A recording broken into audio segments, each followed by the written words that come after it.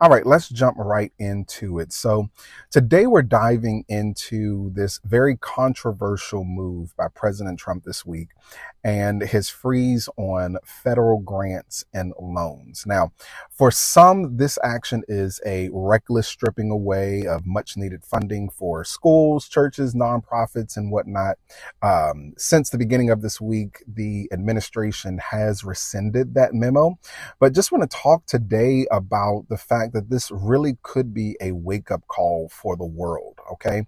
I think that it's a moment to ask whether we as a people have become too dependent, to be honest, on the government and the middleman inside of our communities. But before we go too deep, let's ask ourselves this fundamental question. Whose responsibility is it to take care of our communities? Is it the government's responsibility or is it ours? Now, let's be clear. Federal grants and loans don't come from some endless vault hidden beneath the Capitol. Okay. They're funded by tax dollars. It's not like they're just printing money and giving it to individuals and organizations just straight off the printing press. No, my money, your money, money taken from your paychecks, our property, our businesses. This is where this money comes from. And what does the government do with it? It redistributes it, often inefficiently, but that's a whole nother conversation, while taking its cut along the way. So when people argue that freezing these funds hurts schools and nonprofits, we should ask, are we really just upset that our tax dollars aren't making it back to us? Because let's not forget, when we give directly to schools, to nonprofits, to faith-based organizations, we individually get benefits. We receive benefits. We get tax deductions. We get community improvement. We get a stronger local economy. We see the impact of our funds up close and personal, to be honest, without all the red tape of our government. So, why have we allowed the government, in my opinion, to be the middleman in our own generosity? Now, this isn't just a political debate. I truly believe that it is deeply spiritual as well. Many of our communities, especially Black and marginalized ones, have been conditioned to believe that survival comes from waiting on provision from above. And I'm not talking about God, I'm talking about the government. Okay, waiting on provision from the government. This is what some call slave theology. It is the belief, reinforced by centuries of oppression, that we must rely on this external master for our basic needs. Once that was the plantation owner, later it became the government. If we just are very, very honest about how history has progressed and changed over the years. But here's the thing. Scripture never says that the government is our provider. In fact, the Bible repeatedly calls us to be the caretakers inside of our communities. Okay. Three primary examples that I can think of. James 1:27 tells us, religion that God our Father accepts as pure and faultless is this: to look after the orphans and the widows in their distress, and to keep oneself from being polluted by the world. So who is called to care for the vulnerable? The church, not the government. Acts, the second chapter, verse 44 and 45, describes the early church when it says that all the believers were together and had everything in common. They sold property and possessions to give to anyone who had a need. That's community-driven support, not government-controlled aid. Inside of Matthew 25:35 and 36, Jesus himself says, for I was hungry and you gave me something to eat. I was thirsty and you gave me something to drink. I was a stranger and you invited me in. I needed clothes and you clothed me. I was sick and you looked after me. I was in prison and you came to visit.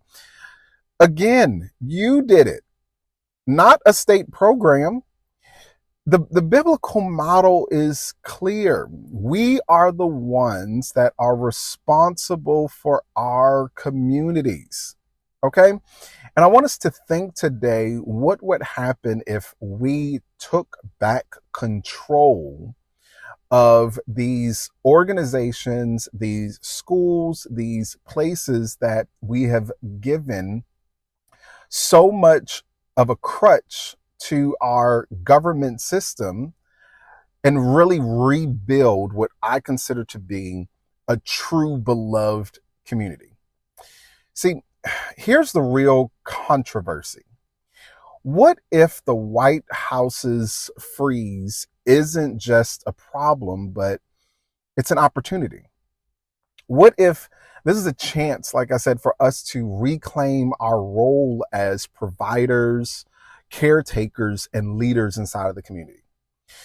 Instead of waiting for a grant application to be approved, what if local businesses funded schools or funded students' education? You know, what if churches pooled resources instead of, pastors' anniversary funds to support single mothers, the homeless, and the underserved? We got all these churches with all these building projects and all these initiatives for pastor's anniversary and, raising money for this and raising money for that. How about we raise money for community projects and actually make sure that that money leaves the four walls of the church? Here's the thing. We don't need the government's permission to do what God has already commanded us to do. So here's where I want to leave it today.